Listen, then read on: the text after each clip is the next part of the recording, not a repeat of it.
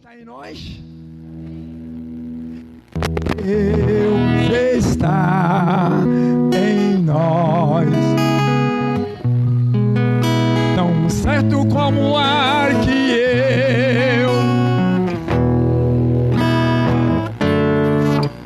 tão certo como o amanhã,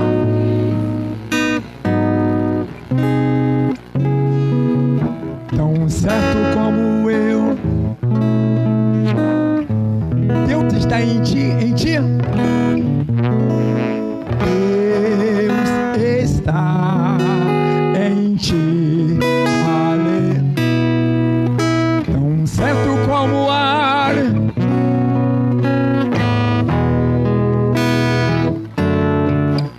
tão certo como o amanhã que se levanta.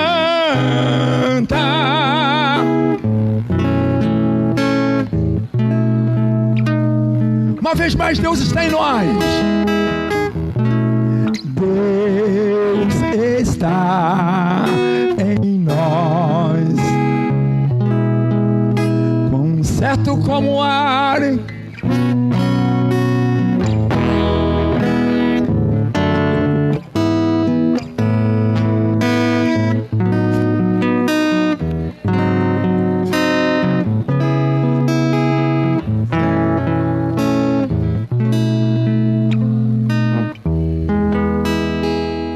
Você crê nisso?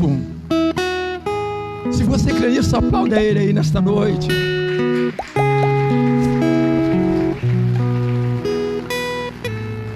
Eu tenho convicção de que Ele está neste lugar, nesta noite.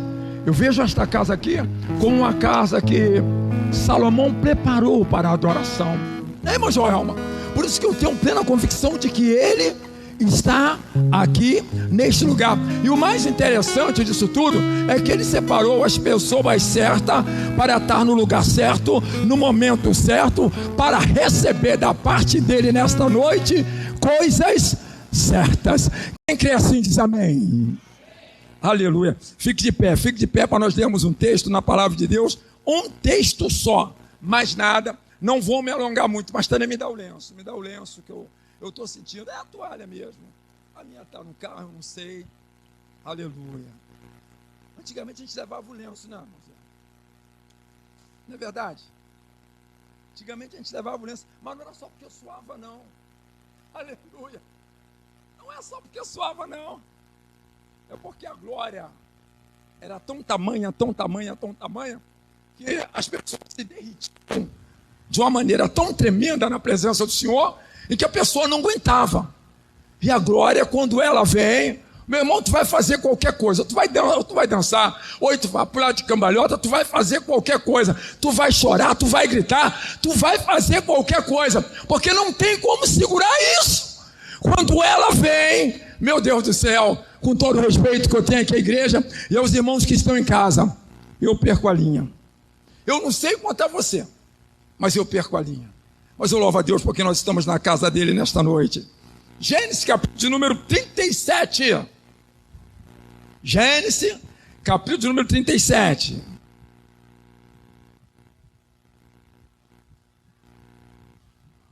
Joyce, tu tem todo o direito de mudar isso aqui na hora da edição. Todo o direito. Eu acho legal que eu não dou um tema. Quando chega lá, tu bota um tema. Os meus colegas ficam lá, puxa. Você entendeu? Eu falei, não foi eu. Foi a nossa redatora lá. Aplauda a Deus, gente, pela vida da Joyce. Pelo amor de Deus. Aplauda a Deus pela vida da Joyce. Glórias a Deus. Gênesis capítulo 37. Só 2 versículos da palavra do Senhor só. 23 e 24. Só. Gênesis 37, versículo 23. Qual foi o outro versículo que eu falei? Positivo. O que está dizendo o texto aí? E aconteceu que chegando de novo, e aconteceu que chegando José a seus, tiraram de José a sua, a túnica de várias que trazia, tomando-o, lançaram-no porém a cova estava, não havia água nela. Vamos de novo. E aconteceu que, chegando José a seus irmãos, tiraram de José a sua a túnica de várias cores e tomando, lançaram na cova. Porém a cova estava, não havia água. O que fazermos quando somos jogados na cova? Pai das luzes, Senhor, na tua presença, meu Senhor, nós estamos, ó Pai, nesta noite. Senhor, pedimos, ó Pai, uma vez mais a tua graça, pedimos, ó Pai, uma vez mais, ó Pai, que a tua presença, ó Pai, venha continuar irradiando esse lugar de uma maneira sobrenatural. Queremos, ó Pai, ouvir a tua voz, queremos, ó Pai, ver, ó Pai, tu falar, ó Pai, para a tua igreja, mas fala também para nós que estamos aqui em cima, que o teu Espírito, meu Senhor, nos conduza. Queremos neste momento desaparecer. Repreenda de nós a soberba, repreenda de nós a mitidez, repreenda de nós tudo que não é do teu agrado, meu Senhor. E nós queremos apresentar o nosso corpo agora, meu Senhor, como sacrifício vivo, para ser queimado, ó Pai, meu Senhor da glória, e transmitir, meu Senhor, um cheiro suave neste lugar, nesta noite. Meu Senhor, que o nosso louvor, que a nossa adoração vá, meu Senhor, como um cheiro suave na tua narina. Te pedimos no nome de Jesus. Amém. Sentem, dando glória. Jorge, tu pode mudar. O que fazemos quando somos jogados na cova?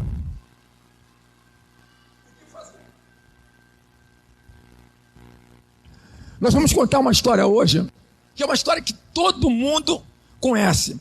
Cova, poço ou cisterna. Nos tempos de José, eram cavados no deserto para armazenar água da chuva.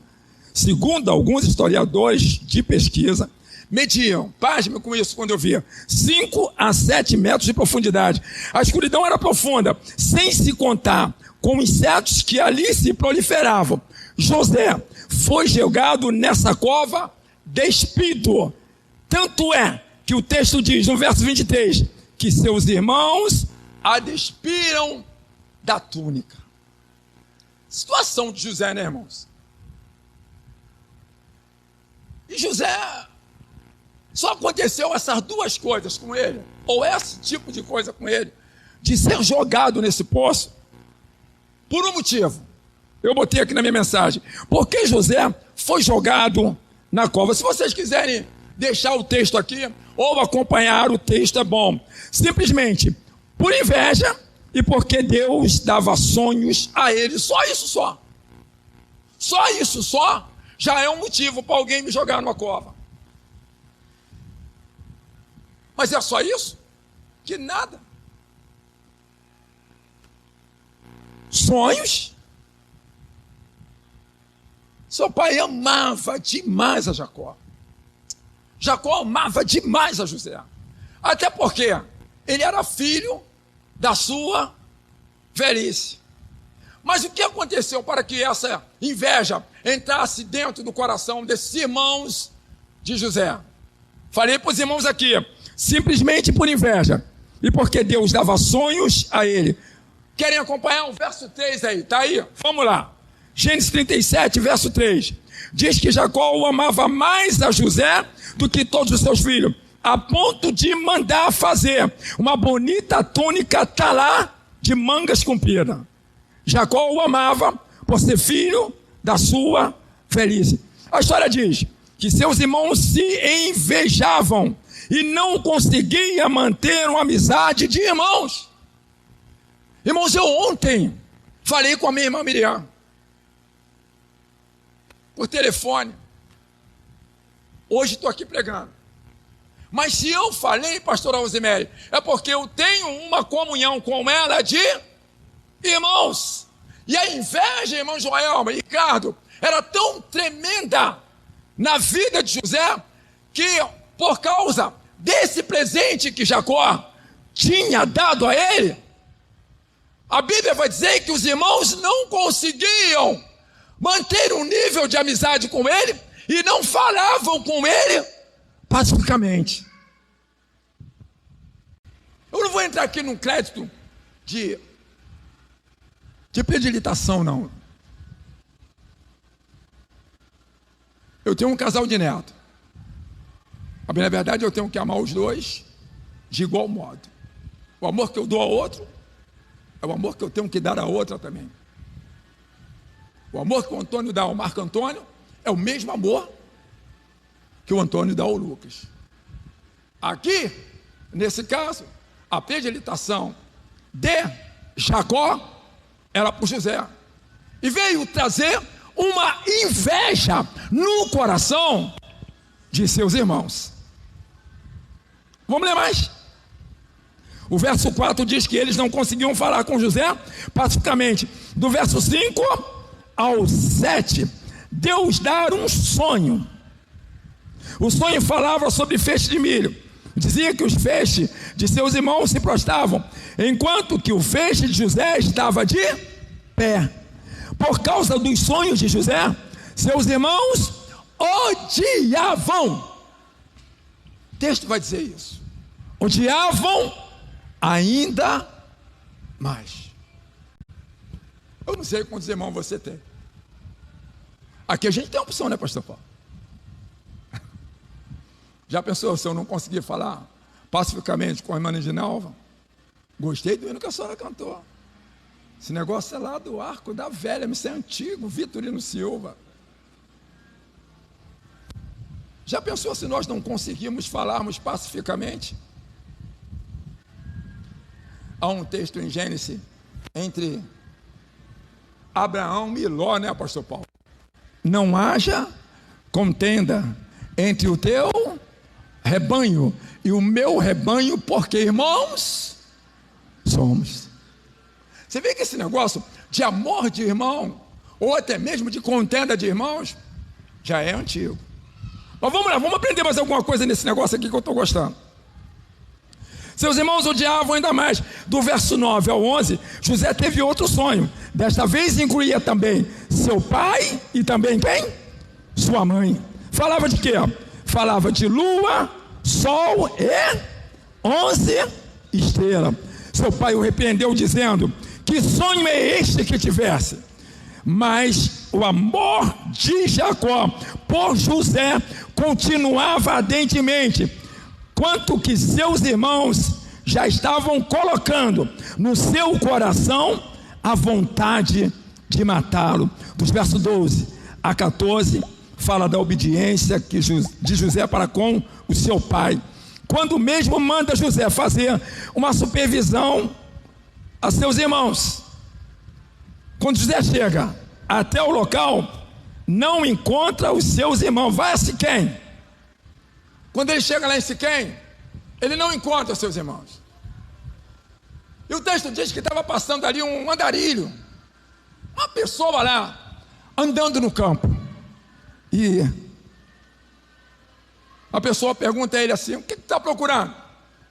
Rapaz, eu estou vindo aqui porque, segundo meu pai, estamos conjecturando a história, meus irmãos estavam aqui em Siquém, apacentando o rebanho de meu pai. Eu ouvi dizer que ele foi a Dotã. Aí você vai fazer um estudo nesse negócio de Dotã aí. Dotã ficava bem longe. E naquele tempo, ou eles andavam de camelo, ou eles andavam a pé. No caso de José aqui, foi a pé mesmo. Eu estava olhando ali, dá um total de mais de 30 quilômetros até chegar a Dotã.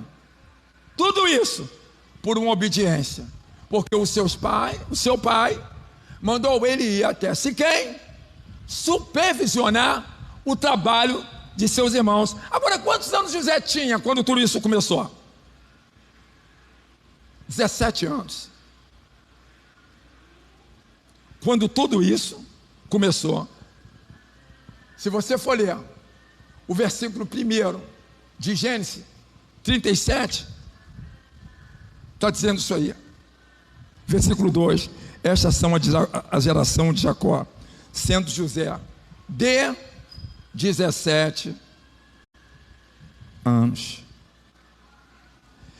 E o texto está dizendo que agora, por causa disso, por causa dessa inveja, por causa desses sonhos que Deus havia dado a José, o texto vai dizer que eles intentaram no seu coração em dar cabo da vida de José. Os seus irmãos intentaram no seu coração em dar cabo da vida de José.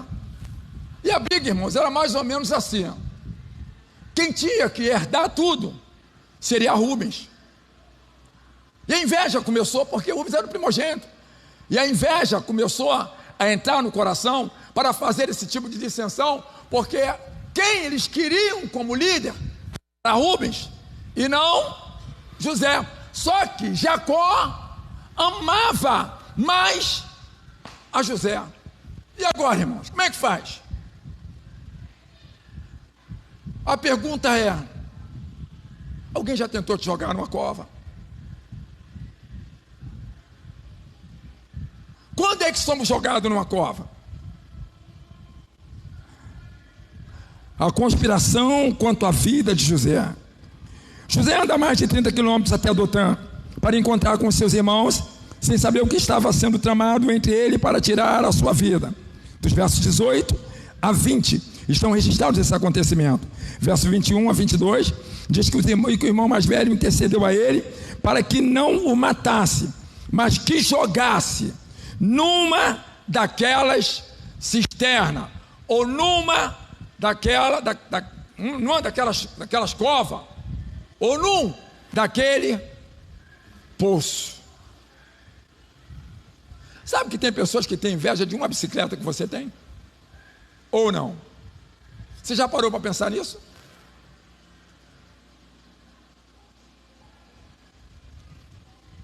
Às vezes, irmão, nós passamos sonhos nossos para determinadas pessoas que não é confiável passar.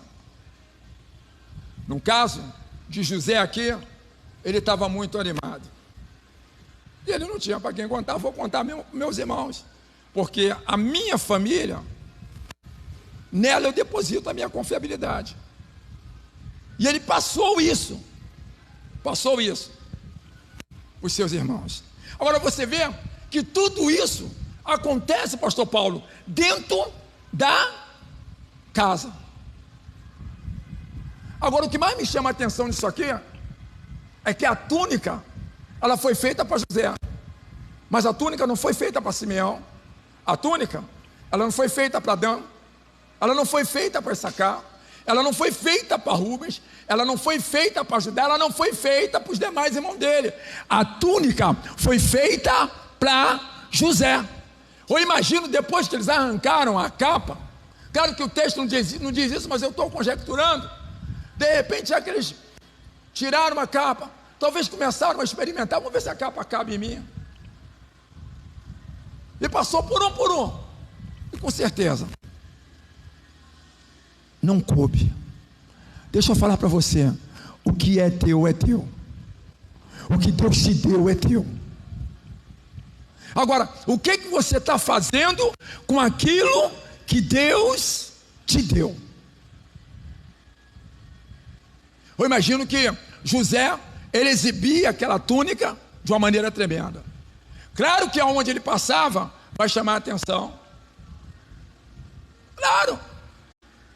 E às vezes, irmão, o teu próprio talento chama a atenção. Só que o talento que Deus te deu é para você usar na obra dele. Não vai querer fazer desse talento granjeamento financeiro. O talento é para ser usado na obra dele. A túnica que ele te deu é para ser usado na obra dele. Os dons que ele te deu é para ser usado na obra dele. Eu não posso fugir disso. Por que somos jogados numa cova? Aprendemos com José aqui, em todo o texto, por inveja ou por sonhos que Deus nos concede. Aí eu coloco uma reflexão aqui. Quem sabe você foi jogado numa cova por uma calúnia, ou por uma difamação, por alguém que está querendo puxar o seu tapete no trabalho, por um sentimento excessivo, por uma traição, e por aí vai. Mas o texto conseguinte diz que uma caravana midianita de mercadores passava, e eles avistaram e resolveram fazer o quê? O que eles resolveram fazer? Tirar José da cova e vender por 20 moedas de prata, que isso aqui é um outro assunto que não dá para me falar isso aqui não, sobre essas 20 moedas de prata. Resolveram vender por 20 moedas de prata. Mas o que está em questão aqui, irmão Joelma, é que José foi tirado da cova.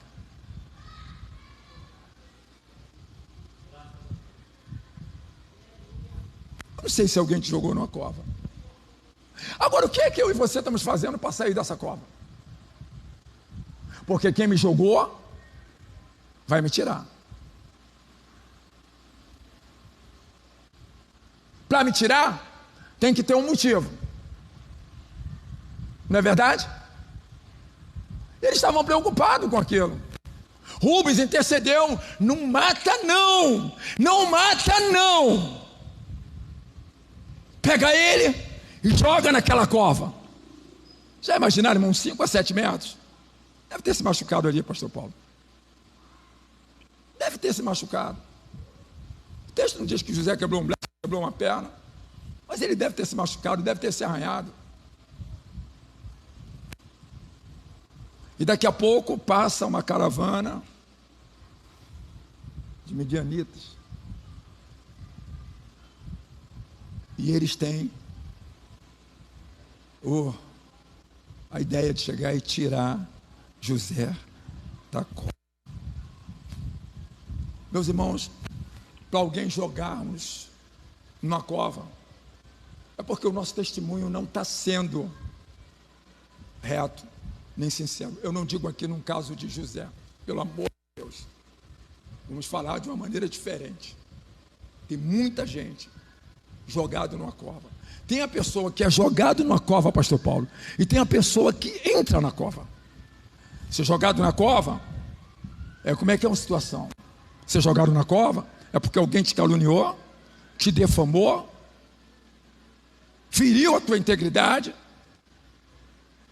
Coisa foi tão pesada, tão pesada, tão pesada, que você chegou aí, não tem jeito, estou na cova. Agora, o que eu imagino é o seguinte: para que a pessoa venha tirar você dessa cova, porque na cova a gente aprende muita coisa, irmão.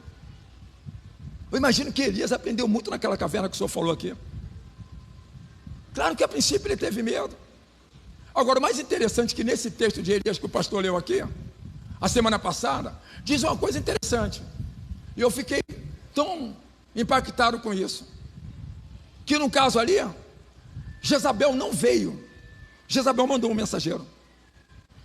No caso de Jó foi diferente. De onde vem Satanás, veio de passear a terra e rodear por ele. Ele foi. No caso de Elias, Jezabel mandou um mensageiro: olha, do jeito que tu fez com meus profetas, eu vou fazer contigo. Elias ficou tão atemorizado que ele resolveu entrar na caverna. E nesse caso aqui, quando é que eu entro numa cova?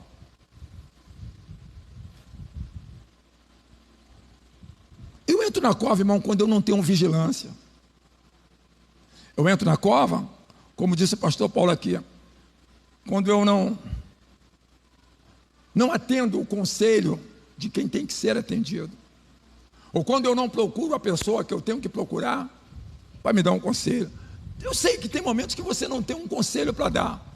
Talvez naquele momento você não tenha um conselho para dar. Se não tem um conselho para dar, ora ao Senhor e remarca: olha, hoje eu não tenho um conselho para te dar não, mas eu vou orar ao Senhor e o Senhor vai me dar uma palavra para você.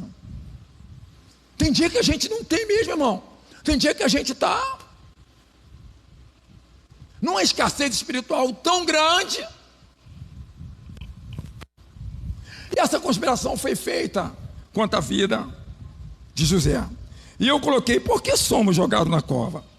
Aprendemos com José, em todo o texto, por inveja e por sonho. Mas o texto conseguinte diz que a caravana de midianistas de mercadores passava, eles estavam, e avistaram e resolveram tirar José da cova, vender por 20 moedas de prata. Os mercadores levaram para o Egito. Depois disso, a história de José muda totalmente. A hora que José saiu da cova, a história dele muda. Aí eu botei outra coisa aqui no meu texto: o que nos leva a ser jogado numa cova? Volta a falar no caso de José, inveja e sonho. No nosso caso, muitas das vezes, comportamento inadequado. Como é que é o meu comportamento? Gente, eu estava fazendo uma análise sobre isso. Em casa eu sou uma coisa, na igreja eu sou um santo. Eu falo isso para todos nós. No trabalho, na rua, aonde quer que seja, o que sou eu? Qual é o meu comportamento? Depois não queremos ser jogados na cova. Qual é o meu comportamento? Na igreja, somos um santo, pregamos, cantamos, falamos em língua, meu Deus do céu, pulamos cambalhota. Em casa, eu não sei. No trabalho, aonde quer que passamos, o que somos?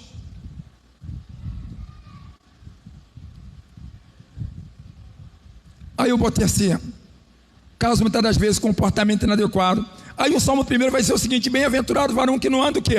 Segundo o conselho dos ímpios, nem se detém no caminho dos pecadores, nem se assenta na roda dos escarnecedores. Verso 2: antes se comporta adequadamente. É isso que o texto está dizendo. O que eu quero dizer aqui, irmãos, é o que eu sou na igreja, eu tenho que ser na minha casa, eu tenho que ser também no trabalho, ou aonde quer que eu esteja, na fila da van, dentro do ônibus, no metrô, no trem, no VLT, aonde quer que seja, o meu comportamento, ele tem que ser santo. Pedro, ele fala sobre isso: sede santo em toda a vossa maneira de viver.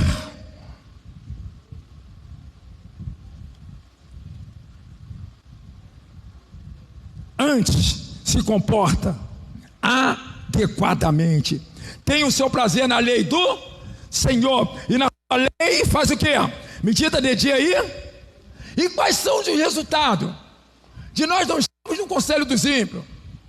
Quais são os resultados de nós chegarmos e meditarmos na palavra do Senhor dia e noite? Quais são os resultados?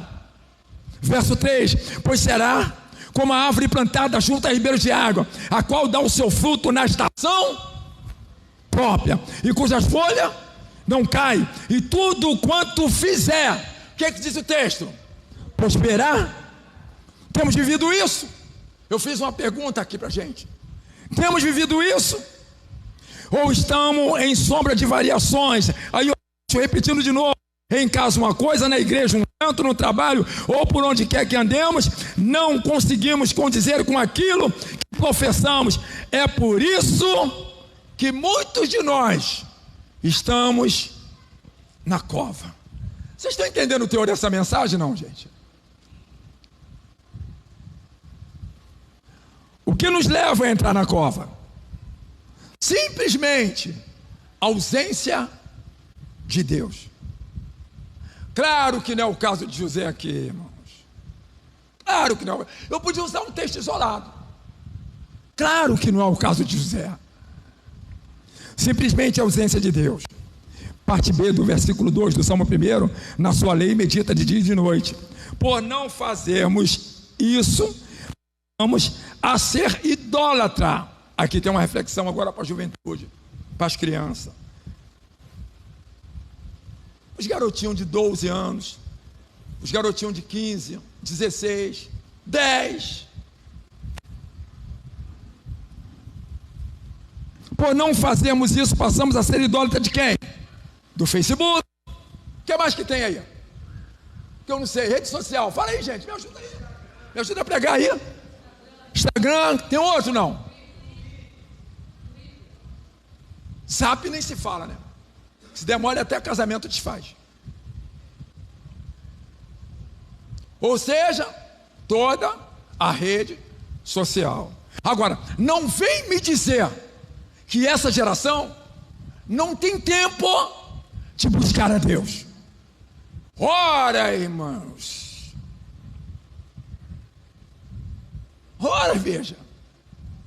Se tem tempo de assistir uma série com aproximadamente 18 temporadas.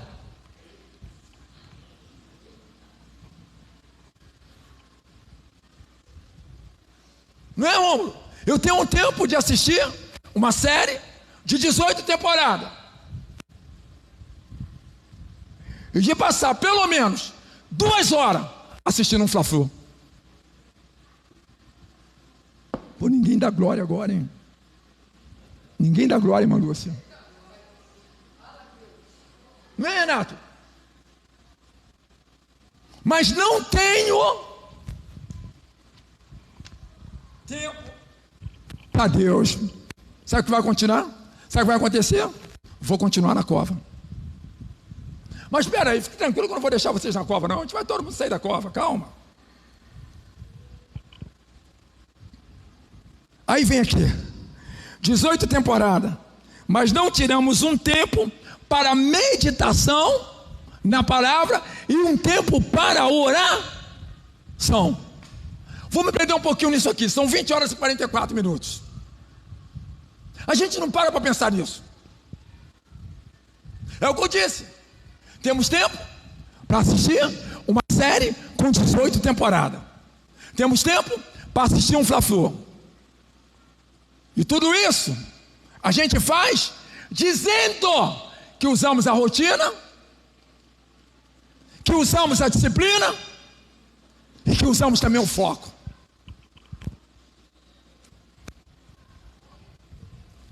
Rotina do Gilson Santos e do Antônio. Vou defender aqui. Se a gente pega pelo menos 9 horas da manhã lá embaixo, a gente tem que sair de casa, começar a se arrumar no mínimo 5 horas da manhã. Estou dando uma rotina. Levantar às 5 horas, até que faz uma barba, toma um banho, se der tempo de fazer um cafezinho, faz para poder sair. Bom, 6 horas, sair. Para poder pegar esses queimados, Praça Mauá, o que sai mais tarde sai 6h20, né? O que sai mais tarde, 6h20.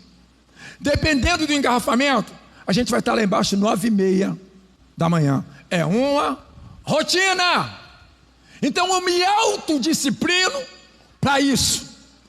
Levantar, tomar um banho, escovar dente, colocar a roupa, tirar o carro da garagem.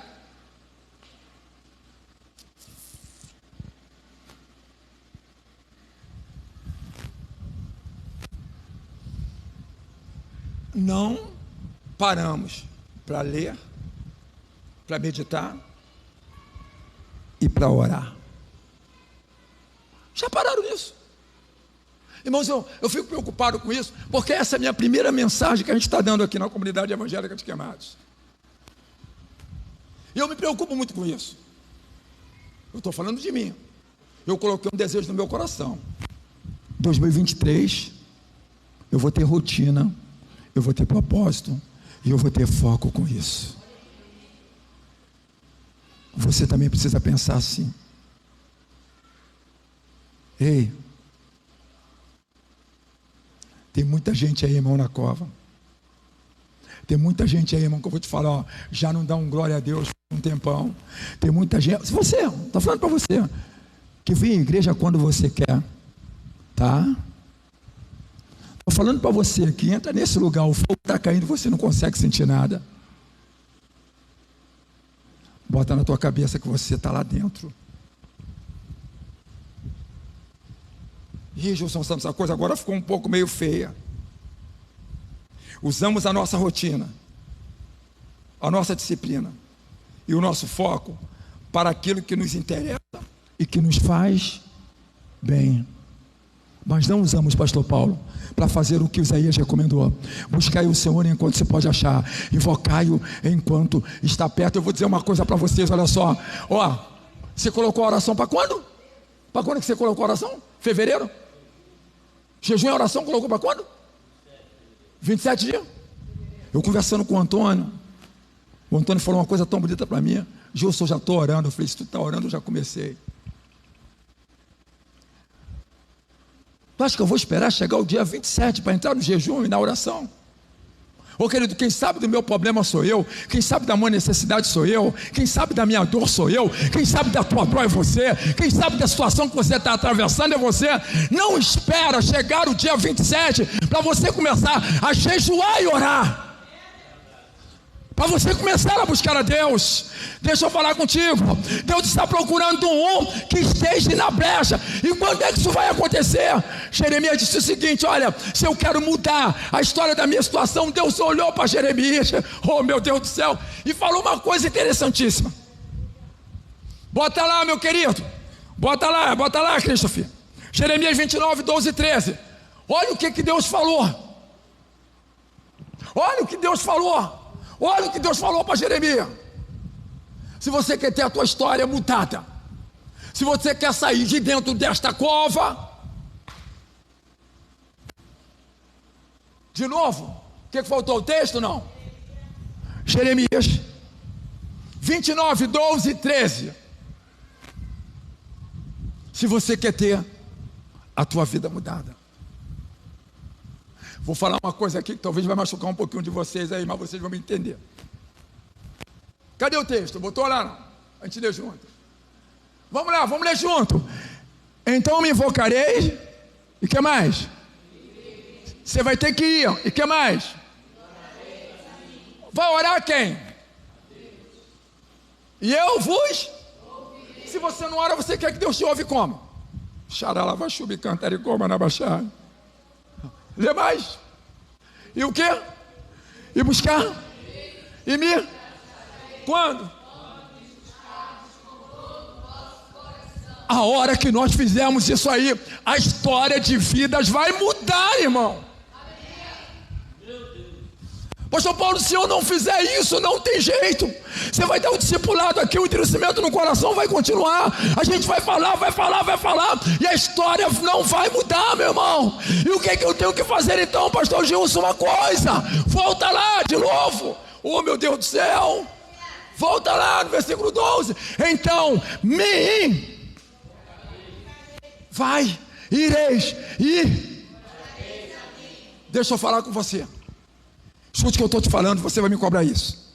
Eu falava isso para o Antônio. Se você e eu,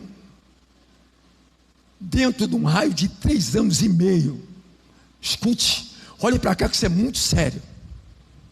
Se eu e você, eu falo para mim também, olhando bem na cara de vocês, João, bem claro mesmo, Antônio, bem claro, preste atenção, aliás. Se nós, escute isso, fala ou não fala, Deus? Se nós não tivermos uma vida de oração, em 3 anos e meio, escute isso aí, você que está me vendo pela internet, em 3 anos e meio, você não vai aguentar, você vai morrer.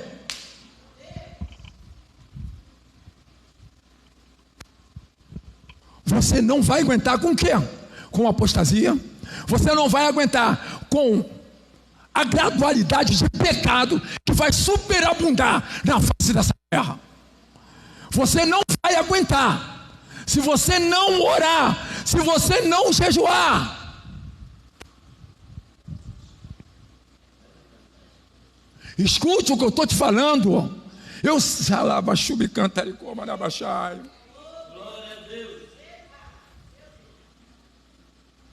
Até quando? Até quando, Renato, nós vamos ficar nessa cova? Deixa eu falar contigo, é tão fácil de sair. É tão fácil de sair. Eu falava com Tânia, esse ano não, Tânia. Lá em casa tem Netflix, tem Amazon Play, tem esse negócio todo. Mas quem controla esse controle, pastor Paulo, é o Senhor. É tu, Júnior, que controla isso, Júnior. É nós que controlamos isso. Meus irmãos, se vocês quiserem ficar aborrecidos comigo, vocês ficam. Mas eu disse o seguinte, olha, sabe o que eu disse, Lúcia? Aqui em casa só vai assistir agora só filme gospel. Não quero mais assistir essas babugeiras. Nada que me edifique. Não tem nada nesses filmes de ação que me edifique. E todo filme que você coloca, você pode notar, irmãos, tem linguagem própria. Estou mentindo o que eu estou falando? Tem cenas de sexo explícito. Eu estou mentindo? Pode me bater, não tem problema não. Pega lá fora depois, me pega de pancada, não tem problema não. Enquanto você e eu estivermos fazendo isso, vamos continuar na cova. Tomemos uma posição nessa noite, levantemos e andemos, porque não é aqui o nosso descanso. Ele está voltando para buscar a sua amada igreja querida, mas quem está tratando a vida dele é eu e você. Por quê? Porque não jejuamos, porque não oramos, porque não temos uma vida separada e consagrada a Ele.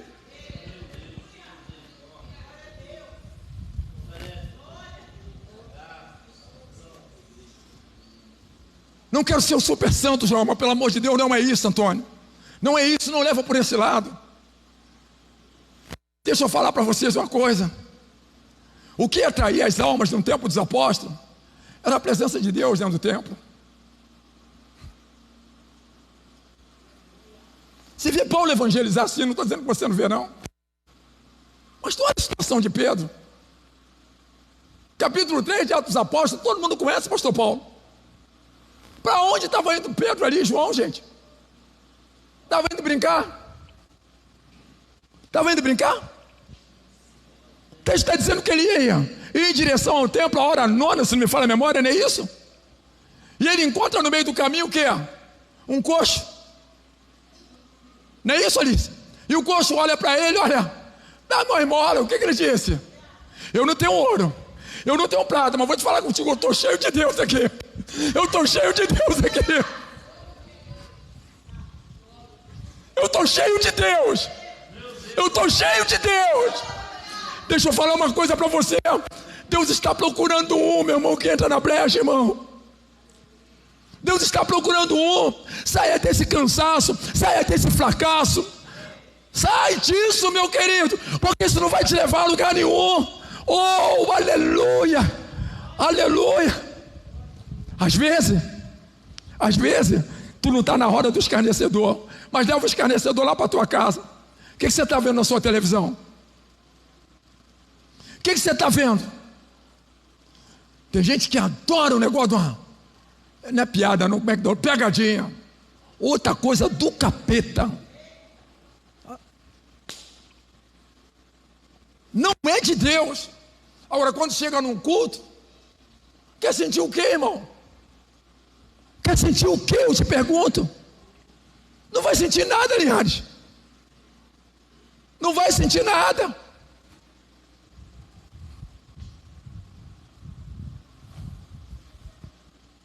Tem que orar. Levante sua mão aqui, seja sincero. Fala a verdade para mim. Eu sei que tem alguns aqui que oram, eu sei que tem. Não fica com vergonha não. Se você não ora, começa devagarzinho. É uma quietude. Eu estou fazendo isso, amados. Eu estou fazendo isso. Tânia está acordando apavorada. 5 horas da manhã eu estou chorando dentro de casa, igual um doido lá. Entendeu, pastor Paulo? Entendeu, Lúcia? O que está vendo? Estou lá, Deus, enquanto tu não vier, eu não saio daqui.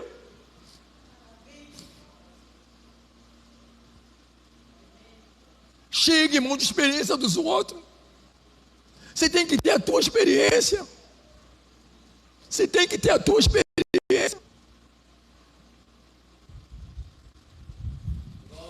Não aguento mais com esse negócio. Ora, você vê quanta pessoa doente aí, cara. E a igreja é culpada disso. É verdade, amado. É verdade. Coloca a mão sobre os enfermos e os curarão. Cadê?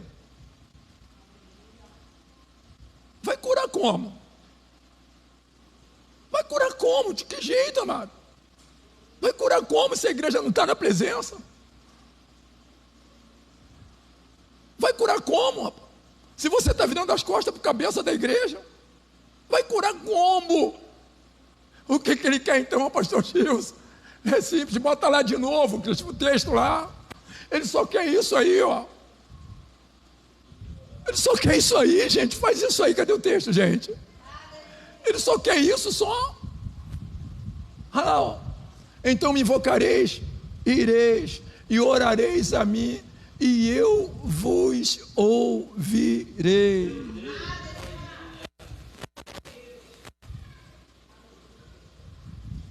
Terra está doente, coração está ferido.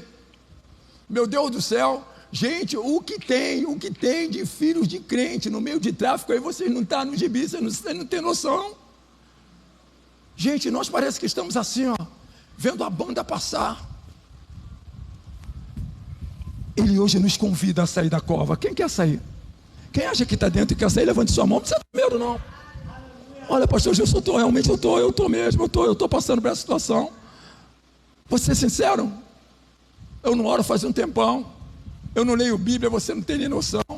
Que é verdade mesmo, Paulo. Eu estou assistindo Netflix direto, não tenho nada contra isso. Meus netos esteve lá em casa, passaram uma semana comigo. Antes de dormir, vamos orar. Não tem esse costume, vamos orar. Tânia, a mesma coisa, pegando. Irmão, a gente está com tudo para mudar a história. Está com tudo. E só não mudamos porque não fazemos isso. Agora eu vou te falar para tu. Começa, faz uma força. Olha, no início, você só vai conseguir 10 minutos. Daqui a pouco, você vai estar orando 30, 40, 50. Oh, meu Deus do céu.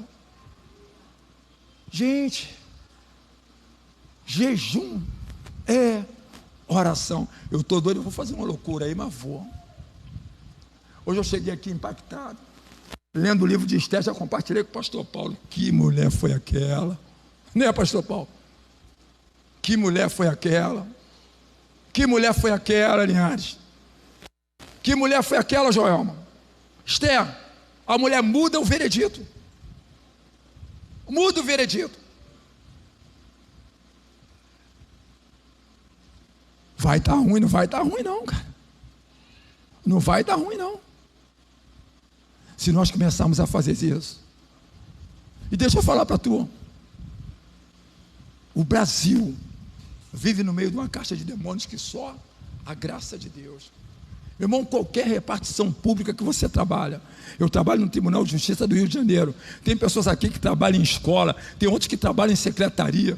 Eu estou mentindo? Vamos ser sinceros. Se a gente não acordar, se a gente não despertar para isso, a Bíblia vai dizer que trouxeram até a pessoa de Jesus um filho, um pai, né? Trouxe um filho apavorado, parece que era, não sei se ele tinha epilepsia, lunático, se não me falha a memória. E levaram até os discípulos, não é isso? Aí levaram até os discípulos e apavorado o pai. Ó, cura aqui meu filho aqui, ó. Está me dando muito trabalho. Estou conjecturando. Aí o texto vai dizer que os discípulos não conseguiram expulsar aquilo. Aí levaram até Jesus. E o mesmo pai já foi fazer queixa para os discípulos. Foi fazer queixa dos discípulos. Ó, me ajuda aqui na minha incredulidade, porque eu vou te falar para tu. Eu já levei para os teus discípulos e eles não puderam resolver a situação. Não puderam resolver a situação. Aí Jesus olhou para aquela situação, repreendeu. Aí daqui a pouco chega os discípulos com a cara mais lavada. Por que tu repreendeu e a gente não? Porque essa caixa de demônio. Deixa eu falar contigo. Se não orar, não vai. Estou contigo nessa aí, Paulo. Vem para cá orar, irmão. Vem para cá orar. É um ministério. Quem disse para você que oração é um ministério? Quem disse? Quem eu estou te enganando dizendo que ministério é? Oração é um ministério, oração é um dever, amados. Oração é um dever. Todo crente deve orar. Todo crente deve orar. Orar faz um bem para a alma tremendo. Jejuar vai fazer um mal para a carne, mas vai te trazer um bem tremendo. Se eu não fizer isso, eu vou continuar na cova. O que fazer depois de estar fora da cova? O que fazer para sair da cova? Então me invocareis, ireis, orareis, ouvireis, achareis, buscar de todo o vosso coração. Tem que haver um desejo da nossa parte para fazer isso. Invocar e em direção, ouvir a voz dele, enfim, orar sem cessar. Mas tudo isso de todo o nosso coração. Tem que haver um arrependimento da nossa parte. Hoje mesmo é uma noite para nós pedirmos perdão a Deus por não orarmos. Me perdoa a maneira como eu estou falando assim. Senhor, eu quero te pedir perdão por não orar. Estou arrependido em chegar até os pés dele, amado, e não se conformar com essa fraqueza, não se conformar com essa situação espiritual que você vai levando. Não tem vontade de cantar, não tem vontade de louvar, vem à igreja quando quer, faz o que quer, não ouve pastor, não ouve ninguém. Isso não é de Deus. O que é isso? Falta de Deus na sua vida, ou melhor dizendo, ausência de Deus. Mas o mais importante é que Ele está aqui. Ele está aqui. A comida está aí. É só você chegar, sentar e comer. O que é que eu tenho que fazer então? Ireis e vai em direção a Ele. O que fazer depois de estar fora da cova? Manter uma vida regada pelo Espírito Santo. Ou seja, não voltar mais na estaca onde você estava. Olha o que eu botei: manter uma vida regada pelo Espírito Santo, pelo Espírito Santo de Deus. Lembrar de vez de quem te jogou em função de uma inveja ou calúnia, ou de uma decepção, porque você foi jogada, talvez do seu mau comportamento, ou o que lhe levou a entrar, talvez uma fraqueza, um pecado não confessado, uma traição, falta de fé, eu não sei. É necessário você fazer uma reflexão, depois de estar fora da cova, entender que você passou em todos os testes.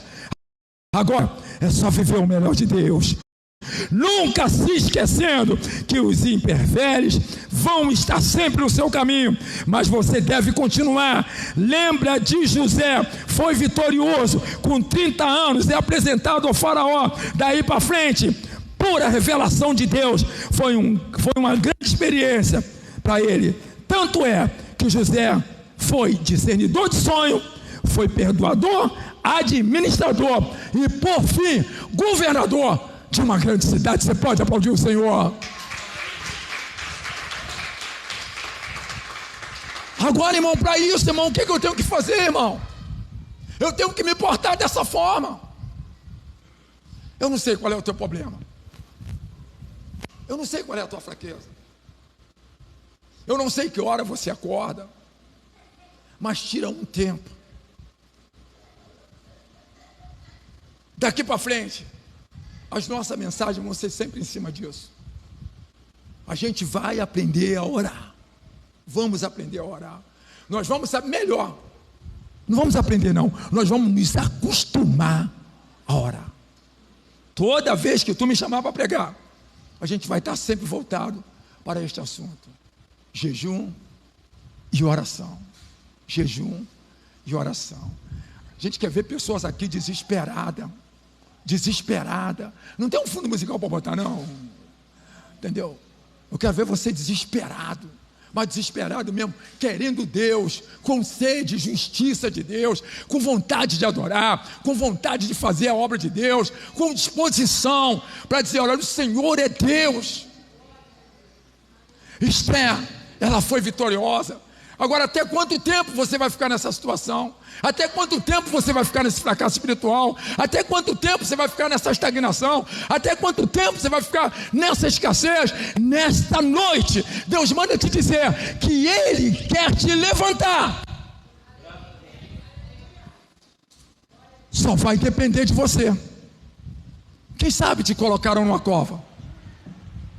Vai ter, Júnior? Vai, né? Quem sabe? Fique de pé.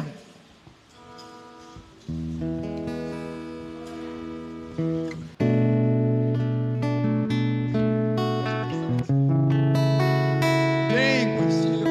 Você já ouviu isso mais de 10 vezes.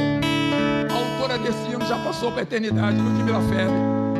Pastora Ludmila Febre, não é isso? Cante isso, mas viva isso.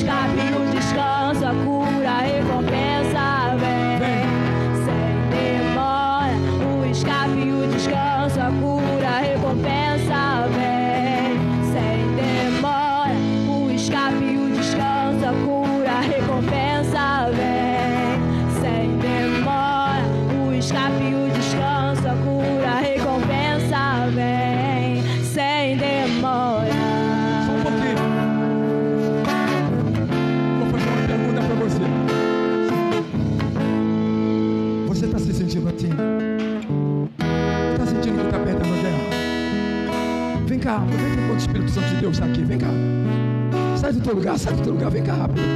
Vem cá rápido que eu vou entregar isso aqui, eu vou entregar. Se você está se sentindo assim, eu quero orar pela tua vida agora, nesse momento. Eu quero orar por você. Talvez você esteja sem força para poder continuar na guerra. Talvez você esteja com medo. Se você está se sentindo assim, estou fraco, pastor Gilson. Realmente essa palavra é para mim. Estou fraco. Não oro, não canto, não sinto nada. Eu venho na tua casa, na casa de Deus, mas não sinto nada. Então é para você mesmo que eu estou falando. Vem para cá, sai do teu lugar, vai. Em tempo, Senhor nosso Deus, Pai, em nome de Jesus, ó Pai. O que vem para tentar Jesus, ó Pai. Valente de Deus, em meio às suas guerras, que capaz de fazer olhar para trás e querer desistir. Que terrível arma é usada para tentar paralisar sua fé. Cansaço, desânimo, logo após uma vitória, a mistura de um desgaste com o contra-ataque do mal, a dor de uma perda ou a dor da traição, uma quebra de aliança e a raiz da ingratidão. Se Alguém está assim, preste muita atenção. ouça o que vem. Do coração de Deus. Tô em guerra. Ouça isso, Satanás, estamos em guerra. Em tempo de guerra, nunca pare de lutar. Não baixe a guarda, nunca pare de lutar. Em tempo de guerra, Nunca não pare de adorar, não pare. Libere a palavra. Profetiza. O escape e o descanso, a cura, a recompensa vem. Sem demora, o escape e o descanso, a cura, A recompensa vem. Sem demora. O escape, o descanso, a cura, a recompensa vem. Sem demora. O escape, o descanso, a cura, a recompensa vem. Sem demora.